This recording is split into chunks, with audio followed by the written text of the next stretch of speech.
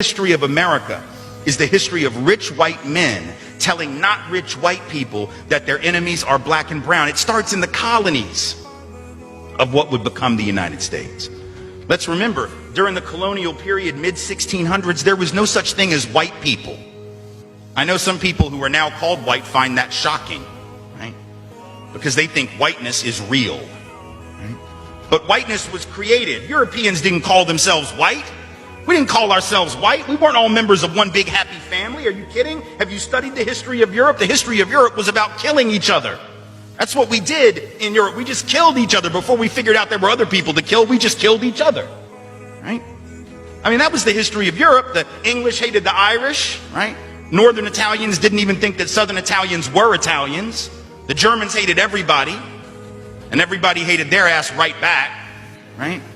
There was no team called white, no race called white, but all of a sudden, in the middle of the 1600s, there was. Why? Why was it suddenly necessary to create this thing called the white race? Well, because rich people can count, that's why.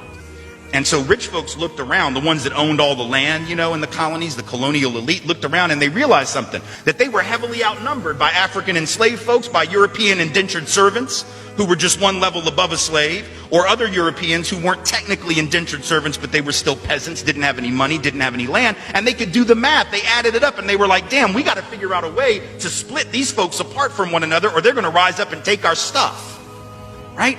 Because after a while, these black folks who were enslaved Africans and these quote-unquote white folks who were poor Europeans are going to figure out they're all getting played by these rich people, right? So ultimately, the rich figure out they got to come up with some way to get somebody in that group on their team. The easiest thing is to get the poor Europeans, right? Because at least they look like you. They sort of share some of the customs and the culture. So they all of a sudden create this thing called whiteness, and they say, now you're part of the club. Now we're going to let you testify in court, enter into contracts, vote, at least if you're a man, own a little bit of land, at least if you're a man, right? And we're going to get rid of indentured servitude. No more of that, because you're too good for that. And we're going to take the white men, now called white men, and put them on the slave patrol to keep black people in line. Give them a horse and a gun and a badge and make them feel big and powerful, right? They're still poor.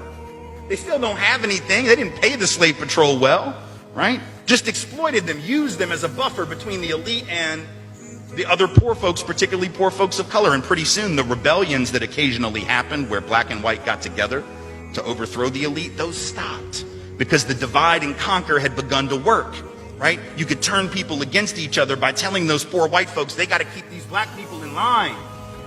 And so that divide and conquer gets initiated in the colonies. Rich white men telling not rich white people that their enemies are black and brown.